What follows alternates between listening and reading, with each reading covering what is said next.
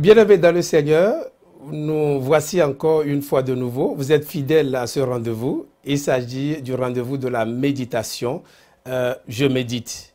Je médite. Nous allons voir ce que la parole de Dieu nous dit pour ce jour. C'est ça l'essentiel. Et avant de commencer, nous n'allons pas oublier d'inviter notre Seigneur, car dans ce studio, il est le roi, il est le maître. Éternel des armées, gloire à ton Saint-Nom. Nous avons besoin de ta puissance, nous avons besoin de ton pouvoir, nous avons besoin de ton esprit. Éternel des armées, tu commences avec nous et tu finis avec nous. Là où nous avons besoin d'être éclairés, Père, que ta lumière luise encore sur ces Écritures et que nous puissions être fortifiés par le nom de Jésus. Que cette parole qui ne connaît pas de distance touche quelqu'un devant son petit écran là où il est, au nom puissant de Jésus. Amen. Avant de procéder à la lecture, je dis merci à Dieu pour le révérend Jean-Claude Monsengo et le pasteur Marie-Thérèse, leader donc de la vision. Nous le saluons là où il est. Eh bien, l'écriture du jour est tirée de Romains chapitre 10. Romains chapitre 10, je lis la parole de Dieu. Aujourd'hui, c'est bien à partir du verset 14 jusqu'à la fin du chapitre. Je lis. Comment donc invoqueront-ils celui en qui ils n'ont pas cru? Et comment croiront-ils en celui dont ils n'ont pas entendu parler? Et comment en entendront-ils parler s'il n'y a personne qui prêche? Et comment y aura-t-il des prédicateurs s'ils ne sont pas envoyés? Selon qu'il est écrit, qu'ils sont beaux les pieds de ceux qui annoncent la paix, de ceux qui annoncent de bonnes nouvelles. Mais tous n'ont pas obéi à la bonne nouvelle. Aussi, Ésaïe dit-il, Seigneur, qui a cru à notre prédication. Ainsi, la foi vient de ce qu'on entend et ce qu'on entend vient de la parole de Christ. Mais je dis, n'ont-ils pas entendu? Au contraire, leur voix est allée par toute la terre et leur parole jusqu'aux extrémités du monde. Mais je dis, Israël, ne l'a-t-il pas su? Moïse le premier dit, j'exciterai votre jalousie par ce qui n'est point une nation. Je provoquerai votre colère par une nation sans intelligence. Et Ésaïe pousse la hardiesse jusqu'à dire, j'ai été trouvé par ceux qui ne me cherchaient pas. Je me suis manifesté à ceux qui ne me demandaient pas. Mais au sujet d'Israël, il dit, j'ai tendu mes mains tout le jour vers un peuple rebelle et contredisant. Parole du Seigneur. Bien-aimés, nous ne pourrons pas nous arrêter sur toutes les phrases. Mais Ésaïe s'étonnait que la parole de Dieu est proclamée. Les prophéties sont faites, mais le peuple d'Israël ne croit toujours pas. Et ceux qui sont loin ont commencé à croire. Dans les environs, on commence à croire. Mais le peuple que Dieu même lui-même s'est choisi ne veut pas croire. Il s'étonne. Il dit, qui a cru à notre prédication? Tout ce qu'on a dit là, on a l'impression que c'est de l'eau jetée dans le dos du canard. Ça ne donne rien, ça ne donne aucun effet. Il s'étonnait. Mais ce peuple est choisi de Dieu. Mais ce que nous allons dire ici, des gens sont envoyés. S'il n'y a personne qui est envoyé, la parole ne sera pas prêchée. Et ils ne peuvent pas invoquer ce Dieu si la parole n'est pas prêchée. Nous avons suivi tout le fil. Ça me rappelle un événement. Moi, au début de ma conversion, le vendredi, lorsque je vais à la veillée de prière et que je vois les gens qui prennent leur billet, je dis non, mais ceux-là, ils sont là, ils ne veulent pas aller à l'église. Et quelqu'un m'a repris un jour. Il dit non, nous étions tous là. C'est parce que quelqu'un nous l'a dit. Et chaque fois, je me pose la question, s'ils sont là en train de prendre leur billet le vendredi, ils font leur veillée dans des boîtes, c'est que peut-être personne ne leur a dit.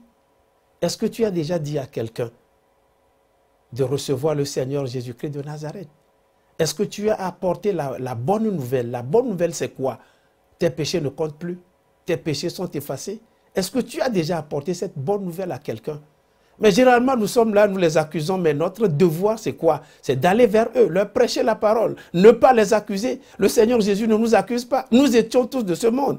Nous étions exactement comme eux, destinés à la perdition. Nous étions aussi des enfants rebelles. Mais un jour, par sa grâce, il nous a choisis. Donc, ne les accusons pas comme moi je faisais au début de ma conversion. Voilà, ils sont là, et voilà ce qu'ils sont en train de faire, c'est ce qu'ils savent faire. Est-ce que nous leur avons dit? Beaucoup que nous accusons aujourd'hui, parce qu'ils n'ont pas reçu le Seigneur Jésus. D'abord, il faut commencer par situer les responsabilités. Les responsabilités, c'est d'abord nous. Nous avons reçu le Seigneur Jésus comme notre Seigneur et notre Sauveur. Nous vivons avec lui, nous prions, nous sommes dans la foi. Et eux, tant qu'ils n'auront pas attendu, ils ne seront pas convertis. Mais nous sommes envoyés, tout chrétien est envoyé pour apporter la bonne nouvelle. Tout chrétien. Si tu reçois cette parole, il est difficile que tu te taises. Et une telle parole de Jésus qui vient changer ta vie, tu ne peux pas te taire. Et je me rappelle au début de ma conversion, on m'appelait, mon ami, tu deviens trop bavard. Mais il s'agit de cette vérité. Quand cette vérité est en vous et ça bouillonne comme du feu, et tu ne peux pas te taire. Tu es obligé de parler à tout temps, en toute occasion favorable ou non. Alléluia. Alléluia. Le verset 17. Ainsi la foi vient de ce qu'on entend et ce qu'on entend vient de la parole de Christ.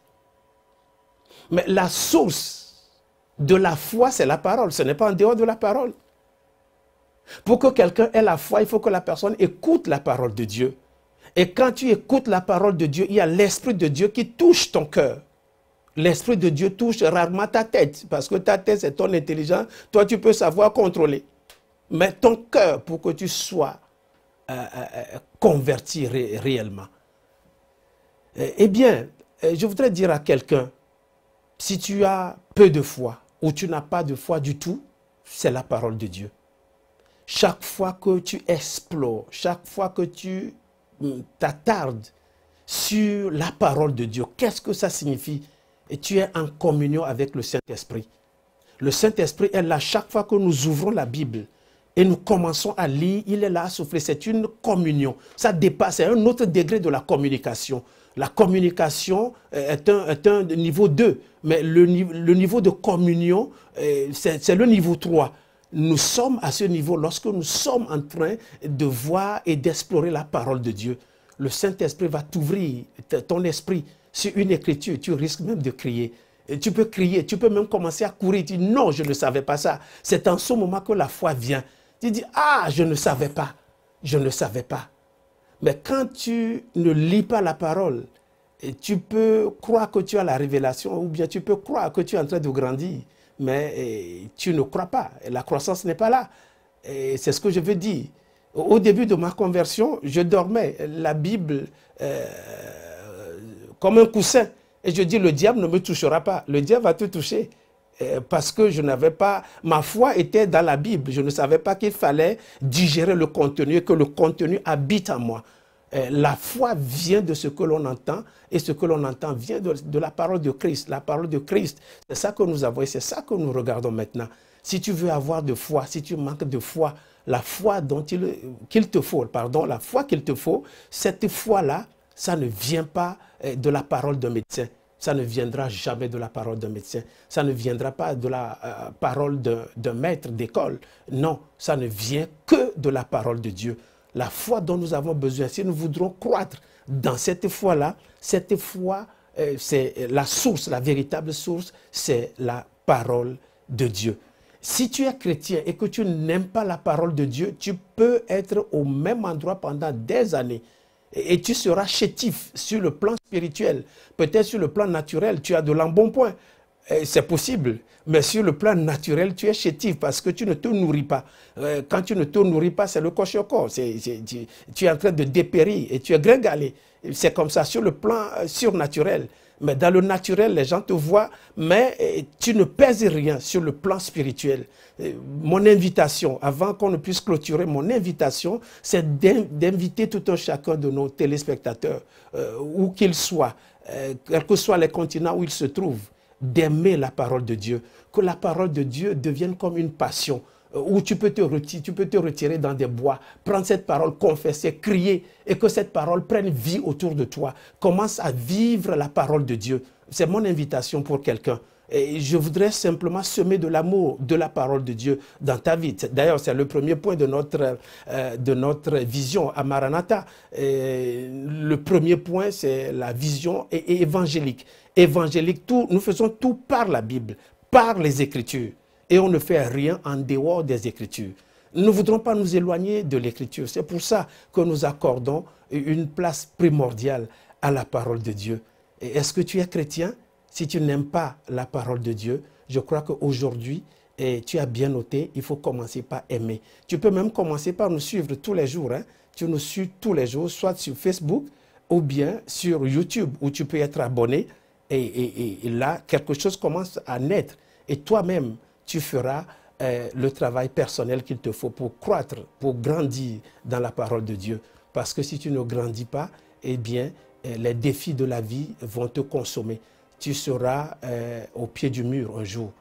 Aime la parole, vis la parole, et étudie la parole, suis la méditation avec nous. Je crois que tu as bien fait. Nous allons clôturer ce temps. Et ma prière, c'est que tout ce qui a été dit ne soit pas vain, que ça ne tombe pas sur des oreilles sourdes, mais que ça tombe sur des oreilles où ça peut germer dans l'esprit. Et quand ça germe dans l'esprit, ça peut porter ses fruits. Seigneur, toute la gloire est à toi. Merci d'avoir été encore avec nous.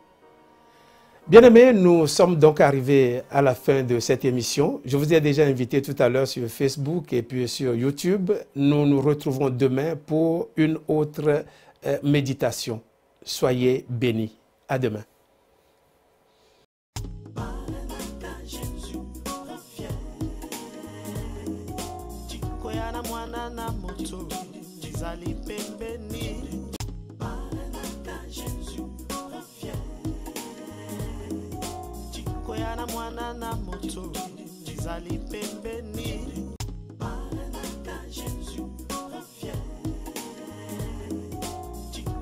Mwana na moto, Zali pembeni.